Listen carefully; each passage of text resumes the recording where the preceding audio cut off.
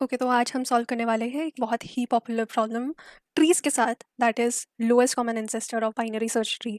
ये बोलता है कि हमें एक ट्री दे रखा है which is a binary search tree, और हमें दो नोड्स दे रखे हैं पी एंड क्यू। हमें बताना है कि पी और क्यू के लोएस्ट कॉमन एंसेस्टर्स कौन हो सकते हैं।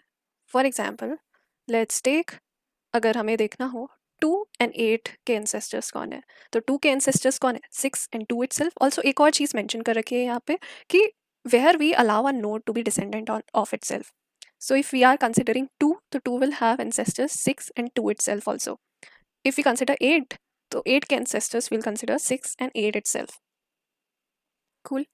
तो इसमें ये हो रहा है कि इन दो केसेस में कौन होगा 2 और 8 का lowest common ancestor, that would be 6, क्योंकि 2 और 8 के सबसे कॉमन एंसेस्टर है 6, एंड सबसे लोएस्ट लाइज लाई कर रहा जो एंसेस्टर है, that is 6. What about we consider a different case? For example, we consider 0 and 4. 0 के कौन ancestors है, 6, 2 and 0, and 4 के कौन से ancestors है, 6, 2 and 4. So what is the common ancestor in them, and which is the lowest? That would be 2. Another case, if we take 8 and 9 itself, what happens here? 8 के ancestors are 6 and 8. 9 के ancestors are 6, 8 and 9. The ancestors जो इन दोनों के लिए common है वो है 6 और 8, बट लोएस्ट जो लाई कर रहे हैं that is 8. So you understand the pattern here. Plus एक और इम्पॉर्टेंट इन्फॉर्मेशन यहाँ दे रखी है कि ये एक बाइनरी सर्च ट्री है.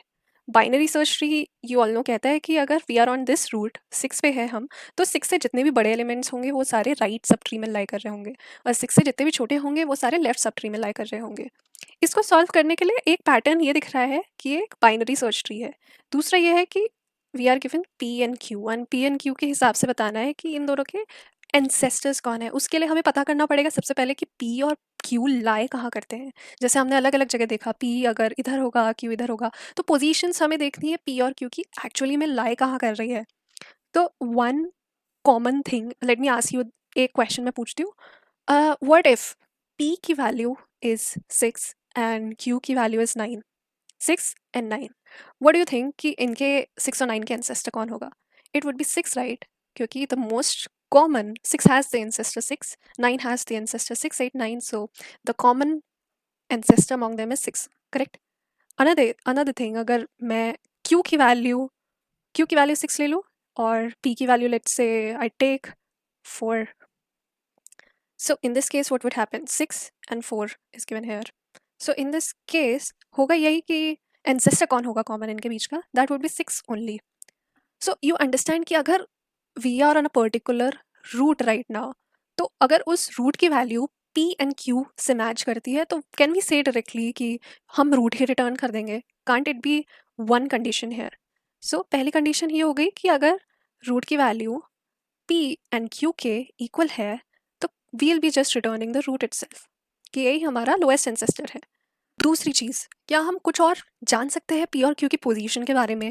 व्हाट इफ पी और क्यू की जो वैल्यूज़ है रूट की वैल्यू से छोटी है, यानी पी और क्यू क्या इस सब ट्री में लाई नहीं कर रहे होंगे?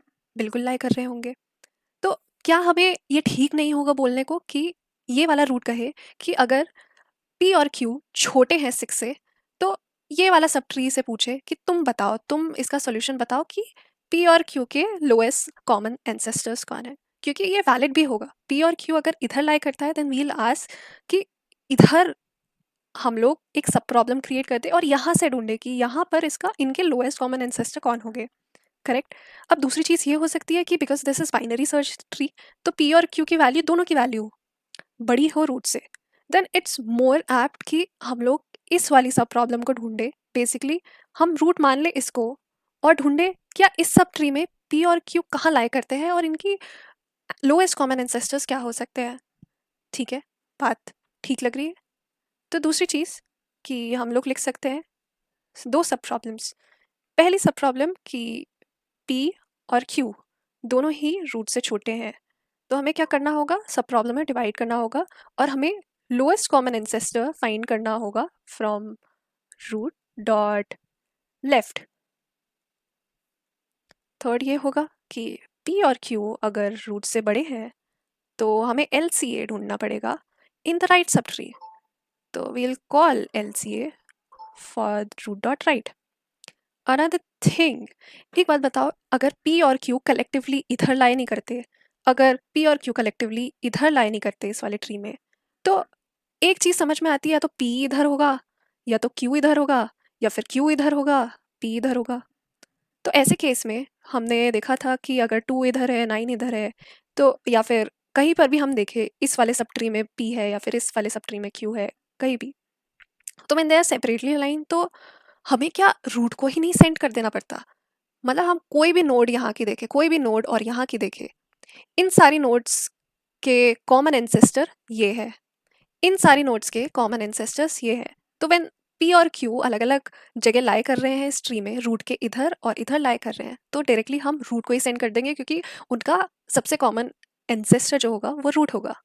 बात समझ में आ रही है? तो लास्ट हमारे पास, क्योंकि because they are not line together, तो हम लोग डायरेक्टली रिटर्न कर देंगे रूट को। लेट्स टेक एन एग्जाम्पल कि ये लॉजिक वर्क कर रहा है कि नहीं। तो लेट्स से P की वैल्यू दे रखी है इट्स 7 एंड Q की वैल्यू दे रखी है 9।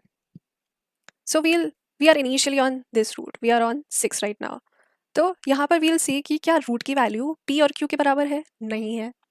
सो वील स्किप दिस। क्या P और Q छोटे हैं 6 से? बिल्कुल नहीं। क्या P और Q बड़े हैं, दोनों के दोनों बड़े हैं 6 से? हाँ बिल्कुल। तो P और Q लाई कर रहे हैं इस वाले सब ट्री में, विच इज़ फाइन। तो व्हाट विल डू कि हम अब LCA ढूंढेंगे इधर से, यानी हमारा रूट हो जाएगा यहाँ पर। हेयर वील सी कि क्या 8 equals to any of the values of P और Q? बिल्कुल नहीं। क्या P और Q दोनों छोटे हैं 8 से? बिल्कुल नहीं। क्या P और Q बड़े हैं 8 से? नहीं।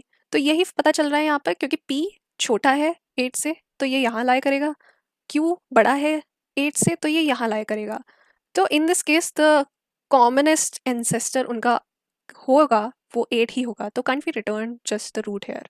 सो we'll return that 8 is the LCA and we'll return it as the answer. तो इसको कोड कर लिया जाए, छोटा सा सॉल्यूशन होगा, दिख बड़ा रहा था, but let's try to code. So first situation, if root dot value equals to P dot value,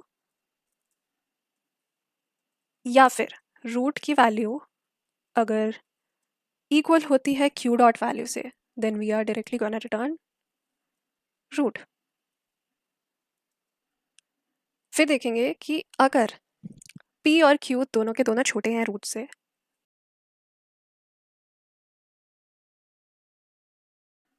return lowest common ancestor of root dot left comma P comma Q,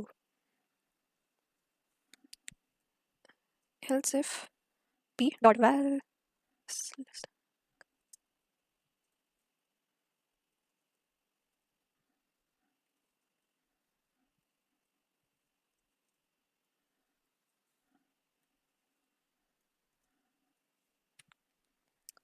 so all these conditions हमारी आ चुकी है। let's run it, let's submit it. Cool.